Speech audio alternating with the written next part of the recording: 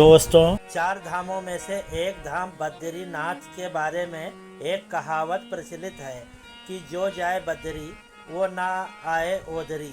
अर्थात जो व्यक्ति बद्रीनाथ के दर्शन कर लेता है उसे पुनः उदर यानी गर्भ में नहीं जाना पड़ता, मतलब दूसरी बार जन्म नहीं लेना पड़ता। शास्त्रों के अनुसार मनुष्य को जीवन में 2 बार बद्रीनाथ की यात्रा जरूर करनी चाहिए। नमस्कार दोस्तों, मेरे YouTube चैनल मिजाज अवध में आपका स्वागत है। मैं हूं आपका दोस्त निखिल श्रीवास्तव।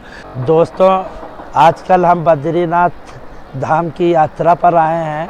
जो मुझे बद्रीनाथ के दर्शन करने के लिए मेरा मन में बहुत उमंगें थी कि मैं बद्री विशाल के दर्शन करूं, और आज ये मेरा मुहूर्त बना कि मैं वहां आया और दर्शन किया, और अभी आपको भी दर्शन कराऊंगा। दोस्तों, यह कतार टोकन काउंटर है जो नर नारायण पर्वत के बीच में अलखनंदा नदी के तट पर बनाया गया है। यह पुल देख रहे हैं, यह पुल अलखनंदा नदी पर है जो नर नारायण पर्वत को आपस में जोड़ता है, और इसी पुल के माध्यम से नारायण पर्वत पर जाया जा सकता है। बीच में बस इतना फर्क है, दोनों पर्वतों के बीच में माता अलखनंदा मौजूद हैं। एक तरफ नर पर्वत है, दूसरी तरफ नारायण पर्वत है। आइए अब हम आपको दर्शन कतार दिखाते हैं और यह देखते हैं कि कितनी दूरी तक है। लेकिन ये देख रहे हैं, यह दर्शन के लिए यात्री जो आते हैं, श्रद्धालु भक्तगण, वो इसी लाइन में पीछे जाकर लगते हैं। यह लाइन बहुत लंबी है। अभी तो हम नीचे जाएंगे और नीचे तप्त कुंड है। कहते हैं तप्त कुंड में स्नान करने से भक्तों को पापों से छुटकारा मिल जाता है, साथ ही समस्त रोगों से मुक्ति भी मिल जाती है। इसीलिए कहते हैं बद्री सदृश्यम तीर्थ न भूतम न भविष्यति। भगवान बद्रीनाथ का यह मंदिर हिमालय पर्वत की श्रेणी में अलखनंदा नदी के तट पर स्थित है। करीब 3133 मीटर की ऊंचाई पर स्थित इस मंदिर का इतिहास काफ़ी पुराना है। यहाँ हमेशा तापमान 9 से 10 डिग्री सेल्सियस रहता है, लेकिन तप्त कुंड का तापमान औसतन 54 डिग्री सेल्सियस रहता है। यह अपने आप में एक चमत्कार है। जो मंदिर के चारों ओर बर्फ़ से ढकी पहाड़ियों से घिरा हो, जहाँ नल का पानी जम जाता हो, वहाँ इस कुंड का पानी इतना गर्म कैसे रह सकता। आइए जानते हैं इस कुंड के चमत्कार के बारे में। हिंदू धर्म में 4 धाम यात्रा करने का एक विशेष महत्व है। मान्यता है कि यहाँ तप के रूप में आज भी इस कुंड में गर्म पानी रहता है। मान्यता यह भी है कि इस कुंड में साक्षात सूर्यदेव विराजते हैं।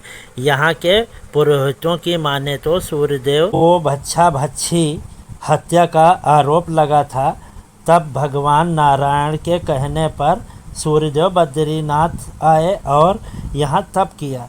तब से सूर्यदेव को भगवान नारायण ने जल के रूप में विचलित किया, जिससे इस स्थान पर लोगों को आकर इस कुंड में स्नान आदि करने से अपने शरीर संबंधी सभी समस्याओं से मुक्ति मिल जाती है, और साथ ही भगवान बद्री विशाल के दर्शन करके अपने पापों से मुक्ति पाते हैं। दोस्तों, जैसा कि आप देख रहे हैं, इस बोर्ड पर लिखा है इस कुंड तप्त कुंड में स्नान, तप, दान, पूजा अर्चना के बाद मंदिर में दर्शन करने से मनुष्य के समस्त पापों का नाश हो जाता है तथा उसे अच्छे फल की प्राप्ति होती है। दोस्तों, बताना चाहूँगा, जब हम यहाँ पर स्नान करने आए और जैसे ही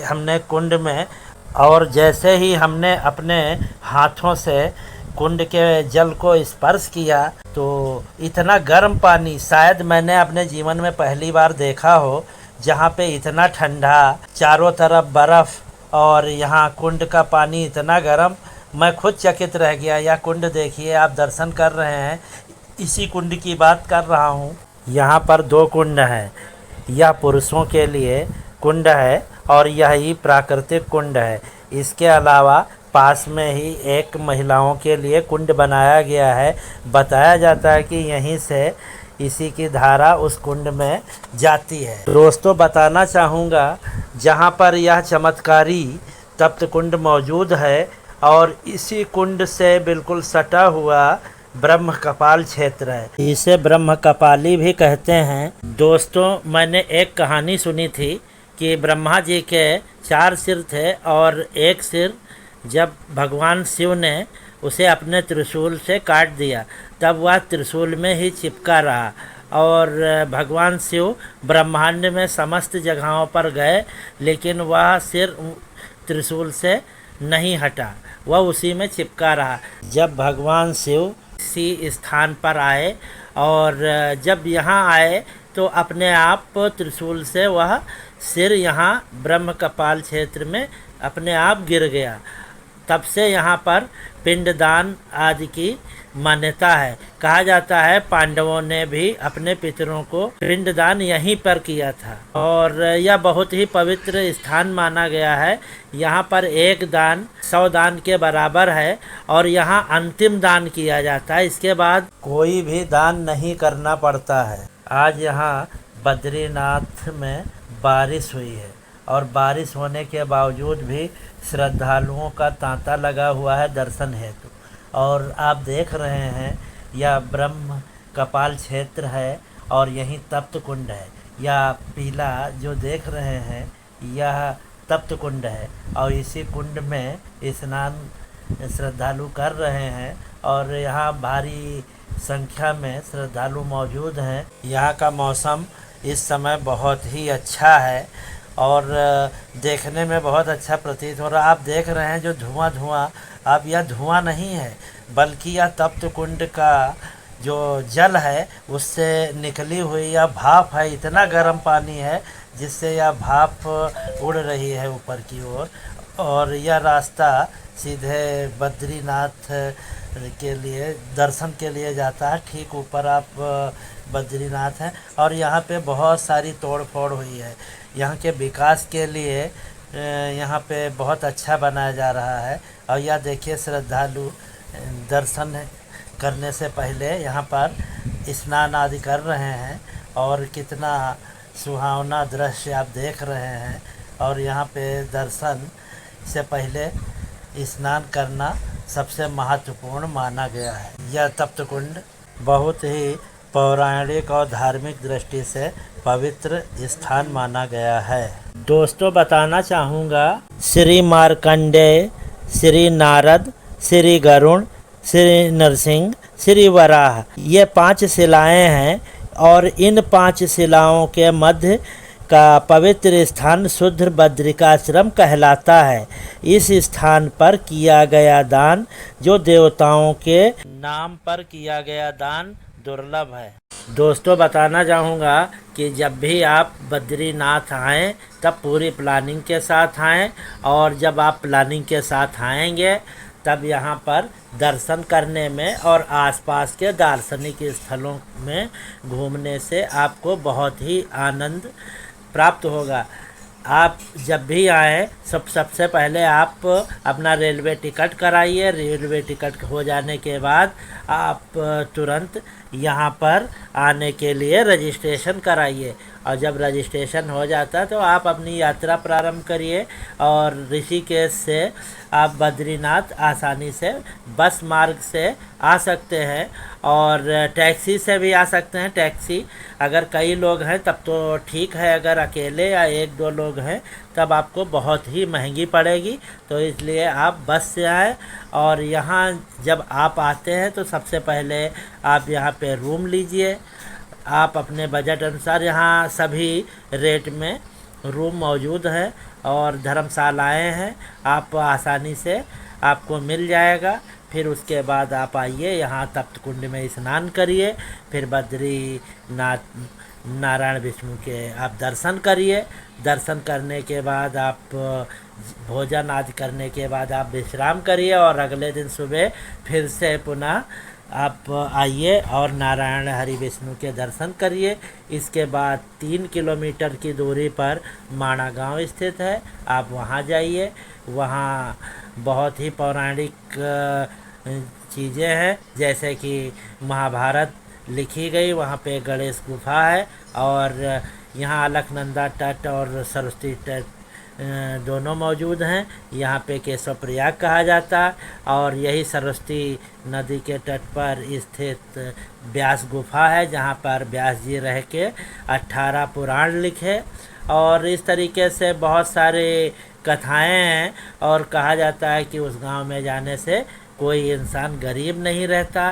तो इसलिए भारतवर्ष और विदेश से जो भी श्रद्धालु यहाँ आते हैं उस गांव में ज़रूर जाते हैं। और इसी गांव के अंत में भीम पुल है। और भीम पुल वह स्थान है जब यह पांडव स्वर्ग गए थे, तब द्रौपदी सरस्वती नदी के उद्गम को देख के डर गई थी और तब भीम ने एक शिला उठाकर उस नदी के ऊपर रख दिया, जिससे द्रौपदी ने नदी को पार किया था। वही स्थान है, आप उसके दर्शन कर सकते हैं। माता सरस्वती का यहाँ उद्गम स्थान है, आप उसके दर्शन करिए। माता सरस्वती की एक प्रतिमा भी है, एक नया मंदिर भी बनाया जा रहा है और यहीं स्वर्ग का रास्ता है। यहाँ पर एक गेट बनाया गया है जिससे स्वर्गारोही उस मार्ग पर जाते हैं। भीम पुल पार करने के पश्चात आप आगे स्वर्ग के रास्ते पर आप जब जाएंगे तो आपको थोड़ी दूर पर द्रौपदी का मंदिर मिलेगा, जहाँ पे द्रौपदी ने अपने प्राण त्यागे थे। उसके आगे वसुधारा फॉल है, लक्ष्मीवन है, चक्रतीर्थ है और सतोपंथ है। आगे स्वर्ग की सीढ़ी हैं, श्रद्धालु वहाँ तक भी जाते हैं। और जो लोग ट्रैक नहीं कर सकते वह माणा गांव तक ज़रूर आते हैं। इस गांव में आने से बहुत ही पुण्य का प्रताप मिलता है और लोगों की गरीबी दूर हो जाती है। तो इस तरीके से बहुत सारे यहाँ दार्शनिक स्थल हैं। और वही नारायण पर्वत पर चरण पादुका है, जो कि आप बद्री विशाल के मंदिर के जस्ट पीछे ही वह स्थान है। वह 2 से या 3 किलोमीटर की दूरी पर चढ़ाई है। उसी चढ़ाई ऊंचाई पर वह चरण पादुका स्थित हैं, जहां पर आप जाके दर्शन कर सकते हैं। यह स्थान खुले में है और बताया यह भी जाता है जहां पे नारायण ने बच्चे के रूप में जन्म दिया था, वह शिला भी वहां पे मौजूद है। आप वहां पे जाके दर्शन कर सकते हैं। और आप जब भी यहाँ आते हैं तो यह सब कुछ एक दिन में ही पूरा देखा जा सकता है। आप सारे दर्शन एक दिन में ही कर सकते हैं। अगर एक दिन पहले शाम में आते हैं तो शाम में स्नान करने के बाद नारायण के दर्शन करिए, अगले दिन सुबह दर्शन करिए, फिर माणा गांव जाइए और पूरे दिन में आपका यह सब दर्शन जितने भी हैं यहाँ के पूरे हो जाएंगे। और अगले दिन अगर आप जाना चाहते हैं तो आप ऋषिकेश या हरिद्वार के लिए आप प्रस्थान कर सकते हैं। आप जैसे आए हैं उसी तरीके से बस से या टैक्सी से तो आप वहाँ वापस हो सकते हैं। यह मेरी जानकारी आपको कैसी लगी आप हमें कमेंट करके बताएं। और अगर आपने अभी तक मेरे चैनल को सब्सक्राइब नहीं किया है तो कृपया सब्सक्राइब कर लें, बेल आइकन का बटन ज़रूर दबाएं। और वीडियो कैसा लगा है आप कमेंट करें, अपने दोस्तों के साथ शेयर करें, लाइक करें।